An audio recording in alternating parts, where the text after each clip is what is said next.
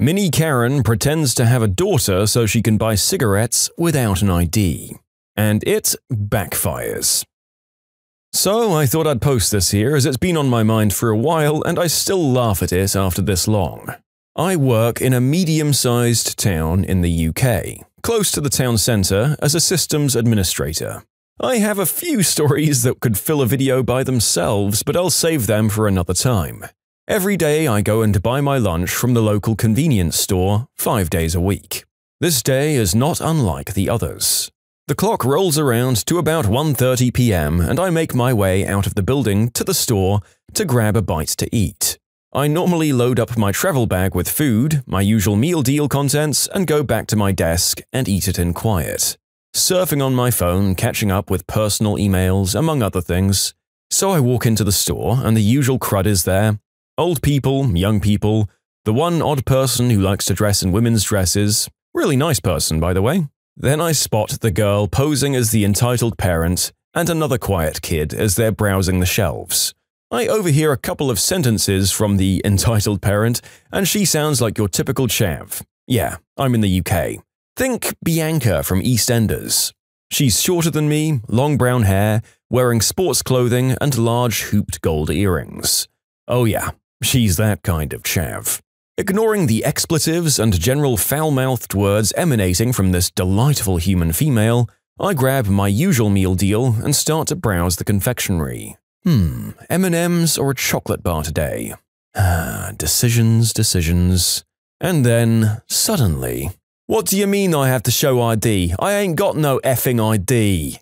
Followed by a few seconds of silence, and then, "Look, this is my daughter. I'm older than her." Pointing at the girl she came in with, who's dressed in her school uniform. More silence from this girl ensues. The staff member at the till says, "Sorry miss, I'm going to need to see some ID. You need to be at least 18 to buy cigs."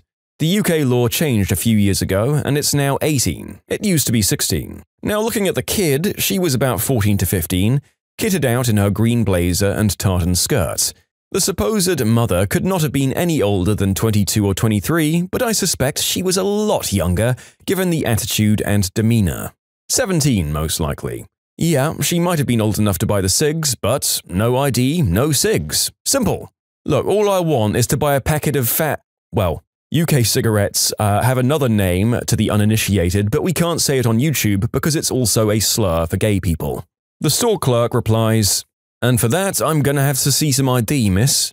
"And I told you I effing got no effing ID. This is my daughter. She's younger than me. Don't I look like I'm her mother?" "Well, I won't comment on that, but I still need some ID." The quiet kid is looking very uncomfortable at this point.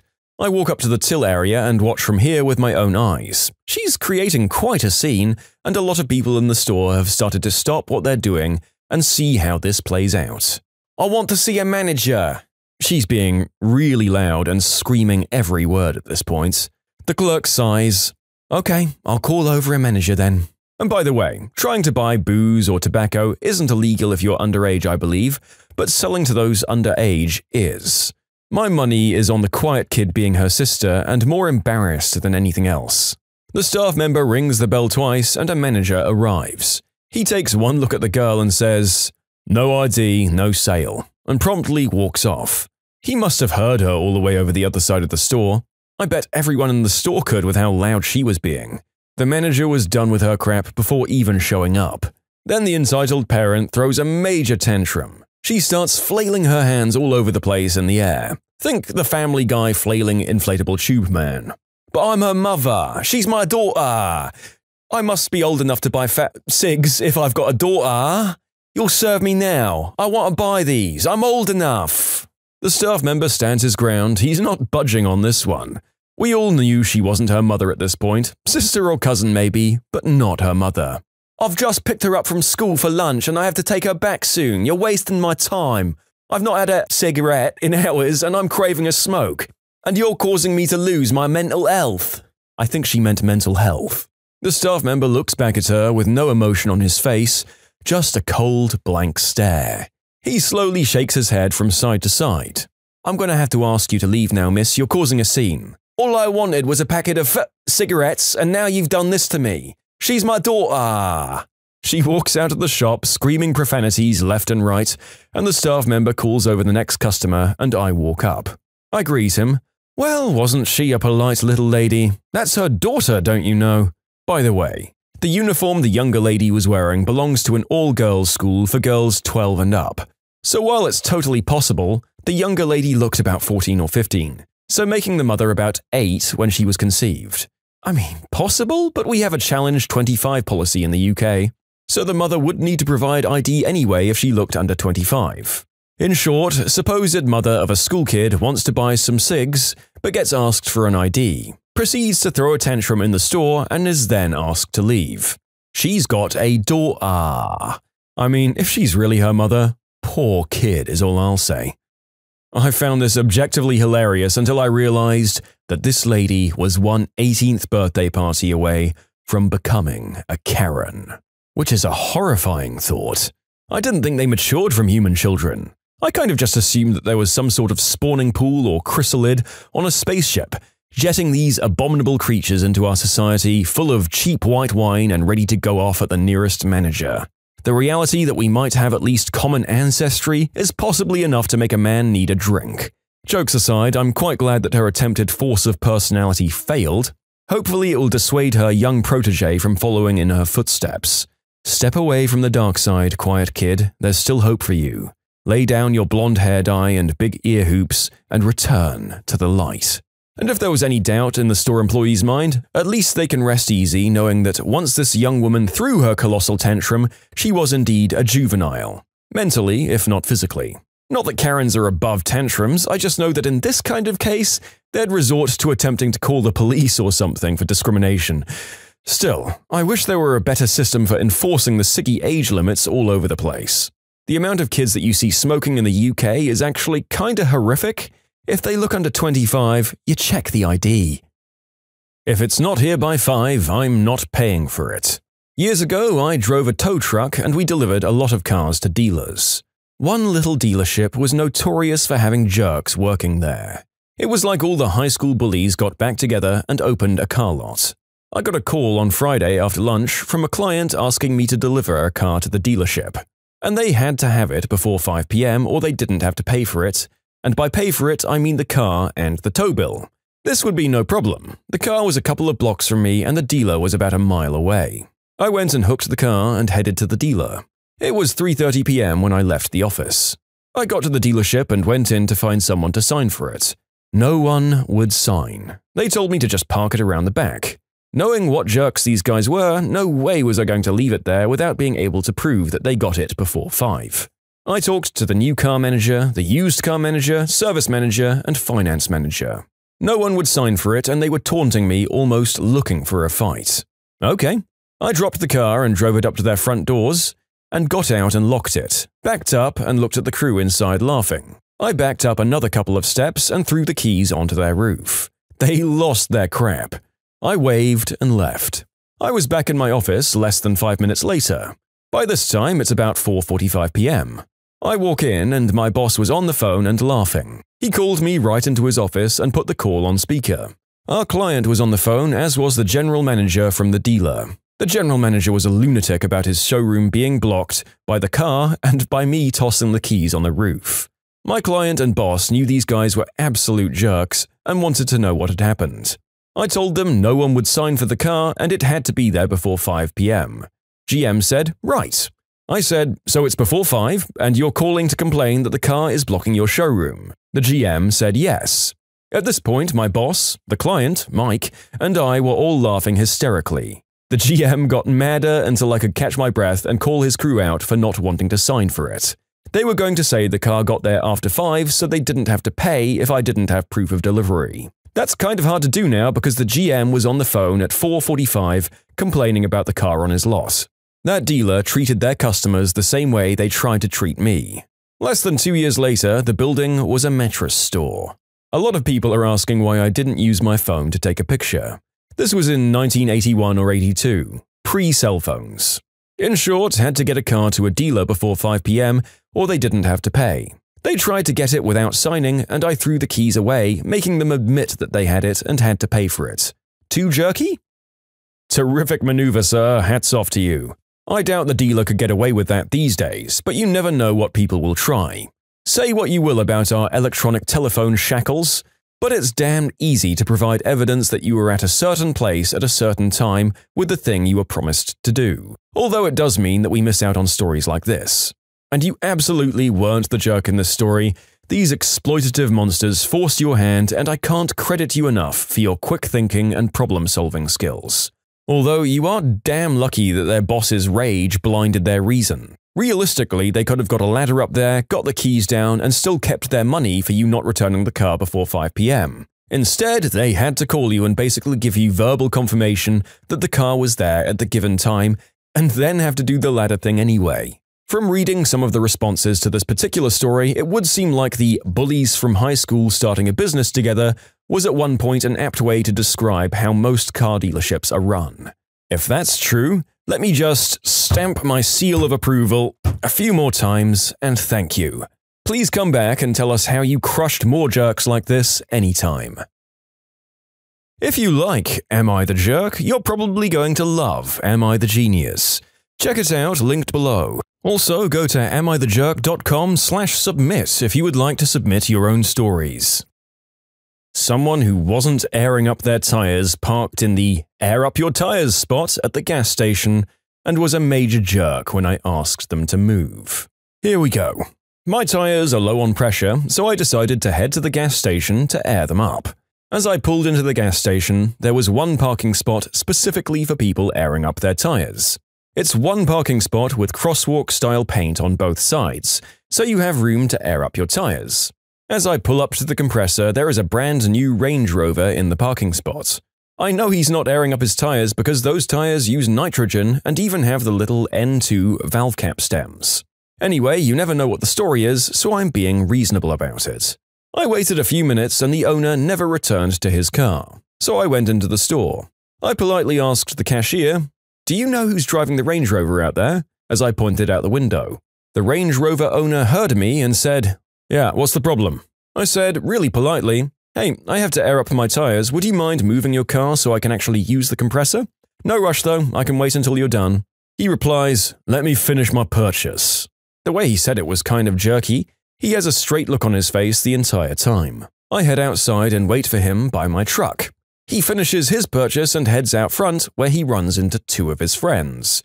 They all three start chatting and the guy doesn't seem to care about moving his car with any urgency. After a couple of minutes, I found this to be kinda rude, so I walk somewhat close to them and say, "Hey, sorry, can you move your car real quick?"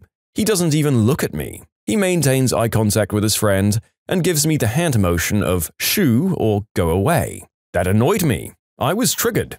I jump in my truck and pull it into the crosswalk painted portion where you air your tires.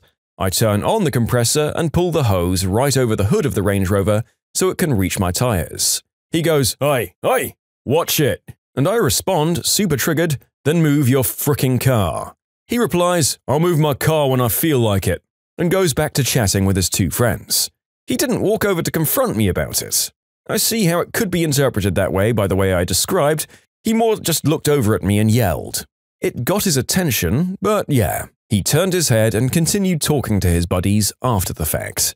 I guess he didn't give an F. As I'm airing up my tires, they wander to the side of the store surveying a lot for sale next to the gas station. As I got in between my truck and his Range Rover to air my passenger side, I deflated his driver tires in parallel.